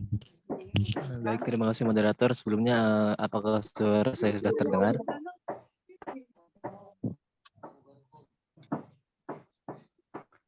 Ya, bisa terdengar. Oke. Baik, saya izin bertanya, Pak. Kan tadi itu kata Bapak mengatakan bahwa suatu kaum tidak akan berubah kecuali kaum tersebut yang merubahnya. Sedangkan kan kendala yang saya hadapi tentunya di desa itu tuh kayak susah gitu buat ngajak orang desa buat mencapai tujuan yang kita mau dan desa mau gitu. Jadi kecenderungan yang kesulitan yang saya dapat itu susah untuk mengajak itu gitu. Bagaimana cara menyikapi hal tersebut itu Pak? Terima kasih. Ya, Oke, terima kasih. Dijawab aja, Pak. ya. Tadi sepintas sudah saya jelaskan, membangun desa SOP-nya mulailah dari diri sendiri. Mulailah dari yang paling gampang, kerjakan. Warga desa, warga kampung di mana saja kalau diajak membangun kampung, membangun desa, pasti sulit. Dan jangan diharap seluruh warga desa, warga kampung mau bergerak. Paling banyak 10%. Saya pernah membina di Banyuwangi, program kelurahan nggak ada, program RW nggak ada, program RT nggak ada. Hanya satu dasawisma, 10 rumah. Saya bina, akhirnya menjadi satu RT, satu RW, satu kampung. Dan akhirnya menjadi kampung wisata terbaik di Kabupaten Banyuwangi. Kalau kita masuk desa, jangan diharap semua nanti akan jadi ya. Kita hanya bisa membina satu rumah saja, ya nggak apa-apa. Hanya satu RT saja, ya nggak apa-apa. Jangan dipaksakan. Nanti kalau sudah warga merasakan ada hasilnya, ada manfaatnya, mereka akan bergerak. Tadi saya katakan manusia akan bergerak kalau dapat insentif. Ada yang diterima. Siapa berbuat apa, dapat apa, itu pasti. Ya. Yang berikutnya banyak metode-metode untuk mengajak orang, baik dengan dalil-dalil keagamaan, ya, bahwa Islam itu rahmatan lil alamin. Kayak apa bentuknya? Kebersihan bagian dari iman, kayak apa bentuknya tadi? Ya, banyaklah dalil-dalil dalam Quran hadis yang bisa kita pakai untuk mengajak mereka. Maka gandeng tokoh-tokoh desa itu, mungkin anak muda, mungkin PKK-nya, mungkin perangkat desa dan lain-lain. Itu ya. Jadi jangan harap seluruh desanya ikut. Diajak aja yang mau. Saya bangun kampung tahun kedua, yang bergerak hanya saya dengan istri saya. Yang lain capek, nggak mau. Tapi begitu menghasilkan, masuk tahap green business, seluruh warga kampung ikut, bahkan diikuti di seluruh kota. Gitu Mas Jerry ya. Terima kasih. Berikutnya. Terima kasih Pak. Oke, terima kasih kepada Bapak Bambang telah menjawab pertanyaan yang pertama ya. Pertanyaan yang kedua ada dari Kak Jumhadi. Silakan Kak Jumhadi, boleh on mic. Halo, suara saya terdengar? Iya, terdengar. Izin bertanya Pak, sebenarnya pertanyaannya sama dengan tadi dari saudara Jerry dan juga penanya di komentar tadi saya baca. Mungkin masalah kami untuk membangun desa itu hampir seluruhnya sama Pak, terkait merubah mindset warga dan juga sosialisasi. Tadi Bapak sempat menjelaskan bahwasanya tidak semua warga akan ikut gitu Pak dalam membangun desa. Tetapi Pak, dalam kasus saya, proyek saya itu tujuannya untuk membangun sumber daya manusia di desa Pak. Dan itu berkaitan dengan teknologi. Sedangkan di Pandeglang sendiri lumayan dekat dengan agama dan cenderung menghindari begitu Pak, menghindari dampak negatif dari teknologi dan cenderung menghindari teknologi. Menurut Bapak, apakah dengan sebagian orang yang kami ajak dan sebagian orang yang kami mau untuk membangun diri melalui teknologi ini bisa merubah yang lain begitu Pak? Terima kasih. Ya, terima kasih Mas Jumhadi dari Pandeglang ya. Berarti kita punya hasil identifikasi di Pandeglang antara lain bahwa masyarakat kurang adaptif terhadap teknologi. Artinya lebih tidak mau perubahan dengan teknologi karena dikhawatirkan merubah budaya dan sebagainya. Ya. Padahal manusia itu pada tahapan-tahapan perkembangannya selalu didukung oleh teknologi. Ya, kita pandai-pandai mengajak warga yang mau. kalau sudah ada buktinya, kalau sudah ada hasilnya, manusia akan bergerak, akan ikut. Tadi saya katakan manusia akan bergerak kalau dapat insentif ada dan diterima. Ya, maka tetap saja, misalnya saya di desa Golok itu, saya sampaikan kalau hanya bikin golok saja, peminatnya sulit. Orang muda sekarang nggak mau pakai golok kan. Nah, tapi saya datang ke desa itu, mereka menuntut, tolong golok saya dipasarkan, dijualkan. Nah, sekarang kan sulit. Saya sarankan bikin aja Pak, pisau-pisau dapur, mulai yang kecil, besar, sebagainya. Sekarang di kota-kota banyak kulineran, banyak rumah makan, semua butuh pisau. Nah, pisau-pisau yang beli di mal-mal, di toko itu tipis-tipis, nggak tajam. Nah, kalau di Pandeglang tadi Desa Golok mau merubah teknologinya, merubah inovasinya, akan bergerak. Maka tadi Mas Jumhati tadi, kalau warga tidak mau diajak bergerak karena ada teknologi, ya kita ajak yang mau dulu. Pada dasarnya sebenarnya manusia itu mau berubah. Kalau teknologi itu menguntungkan manusia, ya. Saya kira itu. Jadi pandangan mereka tidak mau karena dianggap teknologi sesuatu yang sulit. Padahal teknologi dengan gradasi yang macam-macam, ya. Yang sederhana, yang tepat guna, itu mudah dicontoh. Misalnya tadi kampung saya ada kampung dari barang bekas. Sebenarnya itu teknologi. Bagaimana reuse, ya, itu reclining, itu masalah mitigasi, itu teknologi ilmu. Tapi saya nggak ngomong ilmunya. Nah, jangan kata-kata teknologi, kata demi kita, kalimat kita menyangkut teknologi, tetapi mereka nggak ngangkut. Lebih baik kita tidak menyebut hal-hal yang sifatnya teknologi, tapi sebenarnya yang kita kerjakan berikan teknologi pada mereka. Gitu Mas ya. Terima kasih. Oke, ini bisa dipahami?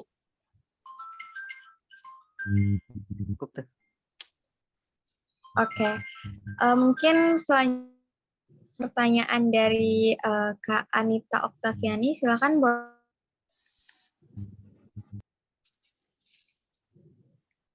Baik, Assalamualaikum warahmatullahi wabarakatuh. Waalaikumsalam.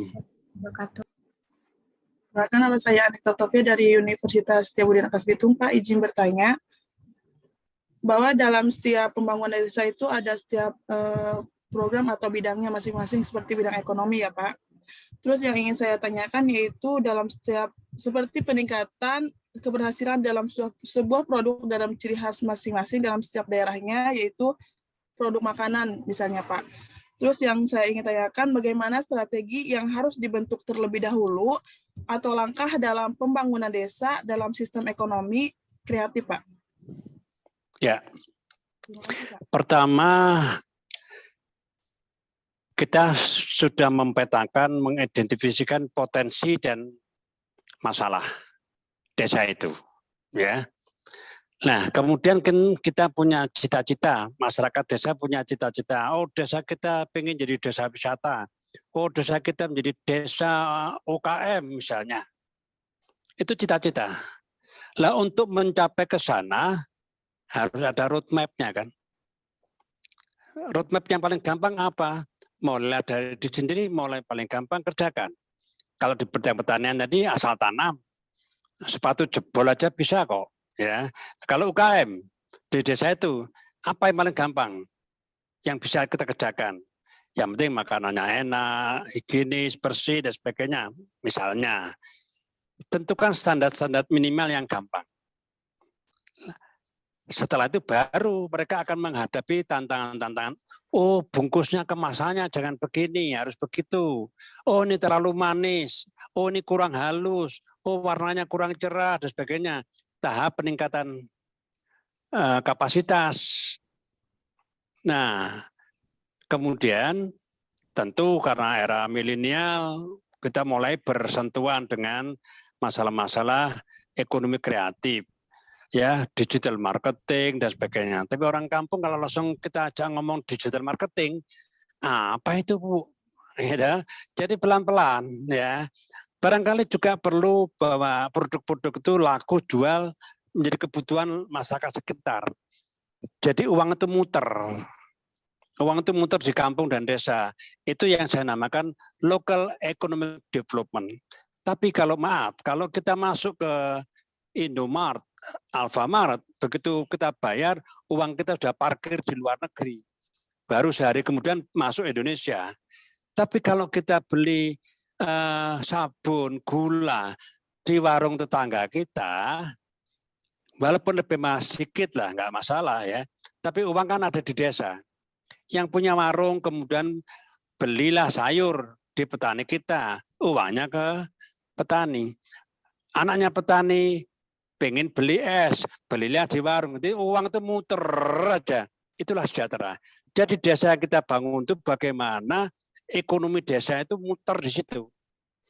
Tapi kalau kita dekatkan langsung dengan teknologi, dengan perkembangan zaman, masuk di supermarket, ya uang dari desa tersedot. Maaf, misalnya, bukannya saya anti, orang GoFood, ayo, GoFood ada biaya ongkir. Nah, harganya tidak semuanya dinikmati oleh penjual. Ongkirnya tidak semuanya diterima oleh drivernya. Jadi yang punya Gojek dan lain-lain itu yang untung.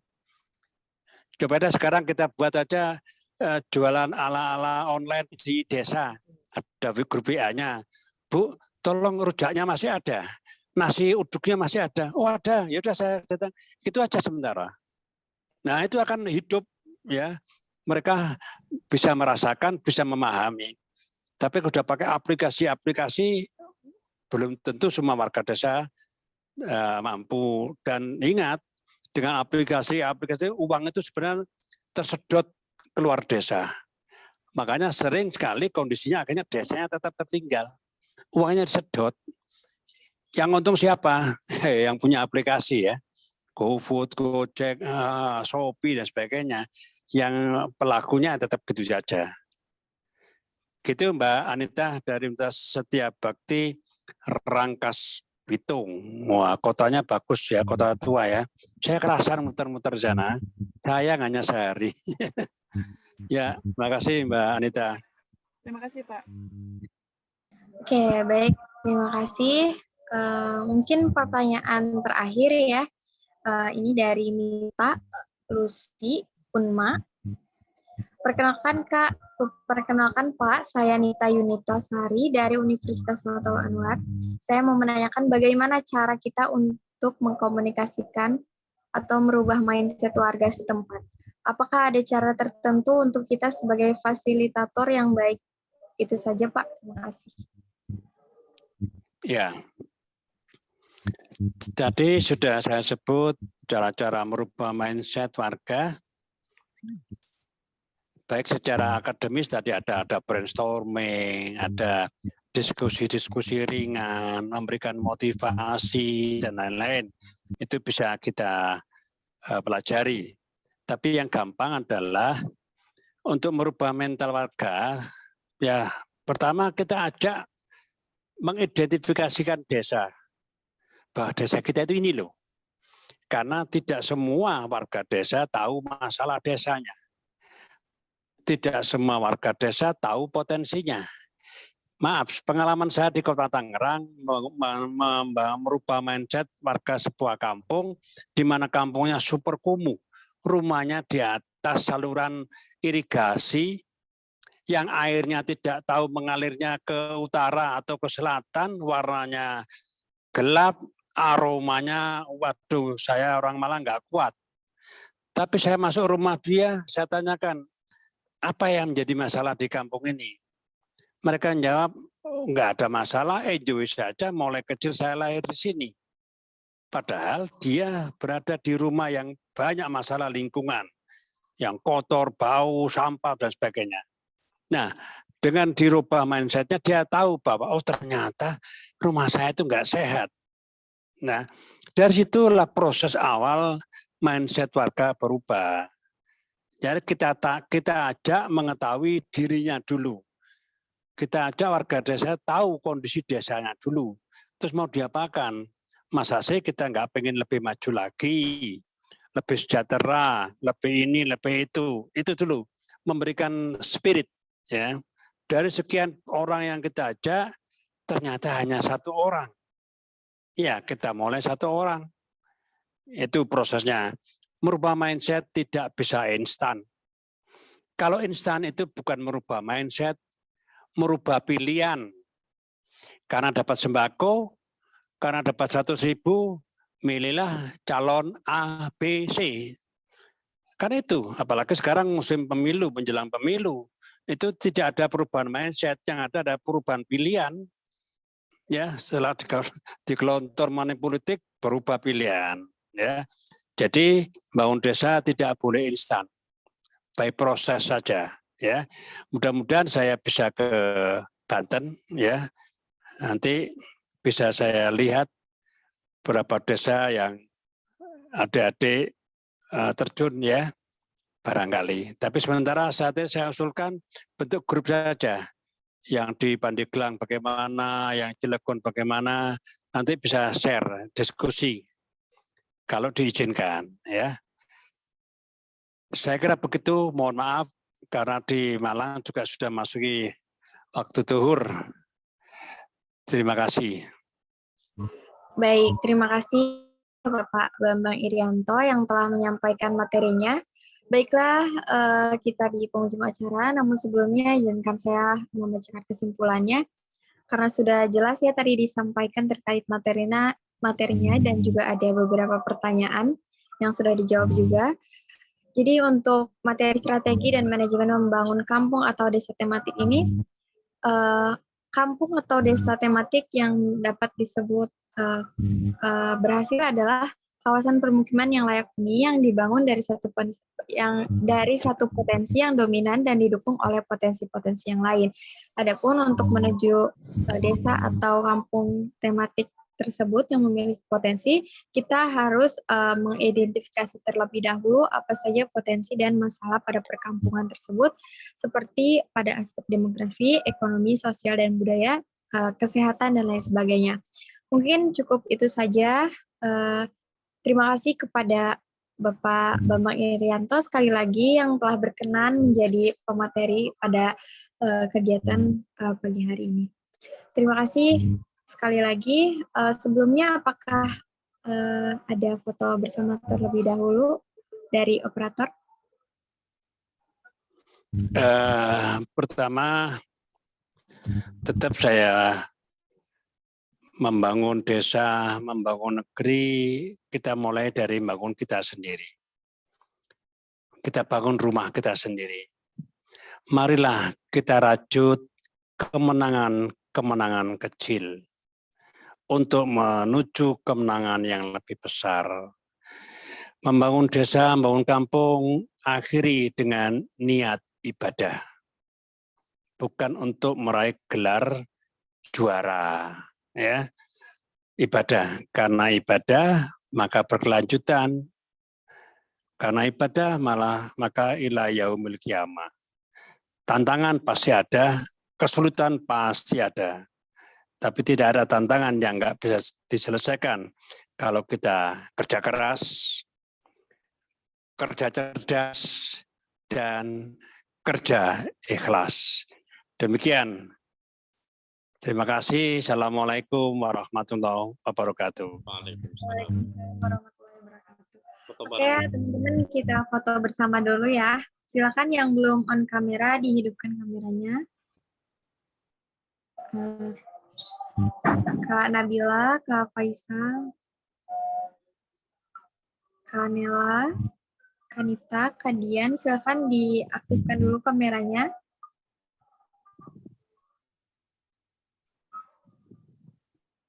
Oke, operator sudah siap? Oke, kita hitung ya. 1, 2, 3. Oke. Sekali lagi. 1, 2, 3. Oke, C-nya, teman-teman. 1, 2, 3. Oke, terima kasih untuk teman-teman semua. Ya, materi juga sekali lagi terima kasih. Baiklah, karena mengingat waktu sudah menunjukkan zuhur ya, kita tutup bersama-sama kegiatan hari ini dengan membaca ayatul hamdalah. Alhamdulillahirrahmanirrahim. Saya Alfia sebagai Master of Ceremony. Mohon maaf apabila ada kesalahan dari kata ataupun perilaku. Wassalamualaikum warahmatullahi wabarakatuh. Waalaikumsalam warahmatullahi wabarakatuh. Bambang, terima kasih banyak, Pak. Ya, Pak Ateh. Sampai ketemu. Sampai ketemu. Tolong kirim alamat rumah ke WA saya, Pak. Oh ya, ya, ya. Ya, ya. Terima kasih. Terima kasih. Bapak boleh. Terima kasih banyak. Ya.